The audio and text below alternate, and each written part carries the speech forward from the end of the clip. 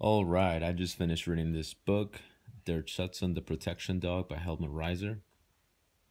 So it's a pretty short read. It's not that big of a book, but it does have some really good info on here. So, like I pointed in a previous video, it does talk about prey drive. It talks about basic exercises and how to start them out, like the blind search, the bark and hold. It briefly talks about the out. And by the way, every time I read, if it's a book that I'm really looking forward to and really interested in, which is most books for the most part, I like to put tabs on it. So I strongly recommend that you do that. It's really good because highlighting is good, but adding tabs really just makes it that much better. So, it does talk about, it does point out how to, work on the grip using prey drive. It talks about fight drive, or what fight drive is. I discussed the whole fight drive, um, controversy on a previous video, and how to test and how to promote defense drive.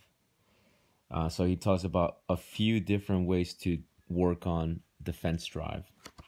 It's a really good book, but this is one of the more interesting parts about the book, and I'm going to read it because it really speaks to to sports people in the type of dogs.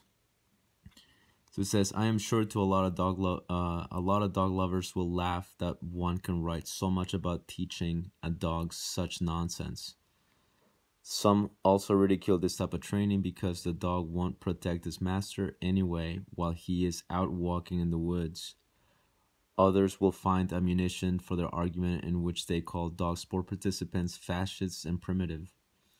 I won't discuss this problem any further. However, I must admit that dog sport as a whole has to tolerate these accusations, but that they are not well thought through and pretty superficial. So, I mean, even to this day, this is one of the things that a lot of sports enthusiasts in the protection field have to constantly deal with, right? They deal with this from, protection dog people, from police dog people. There's a lot of rocks thrown at sports participants. I'm convinced that one can not only participate in dog sports in clear conscience, but that one can even justify it. A predator like the German Shepherd has a pretty miserable existence if he doesn't get the chance to act out his drives.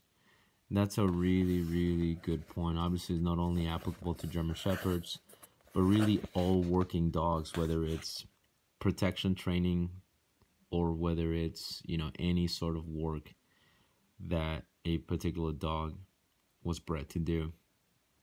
All right, so Tremler also said, a dog that doesn't have the opportunity to learn and use his inborn abilities degenerates in spirit and is a pitiful creature. If we don't give the dog the opportunity to act naturally, we can at least channel his pent-up specific drive energies into an action, which may not necessarily be natural in the particular situation as a relief reaction.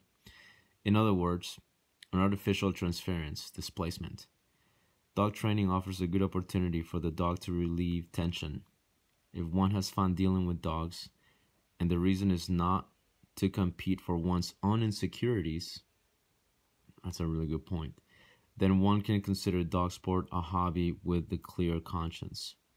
With those people in mind, this book was written. I know there are only a few, but it is all the more interesting to discuss dog training with them. So the conclusion of the book was really cool because it does touch on issues that to this day are very pertinent and very relevant to to sport trainers, and I think it's really cool. Like, he's right. Dogs have to have a way to act out their drives to relieve the tension. You cannot have a working dog living in an apartment 24/7 and never get a chance to act out his drives. So great book, and it's a nice short book, nice short read, full of good info.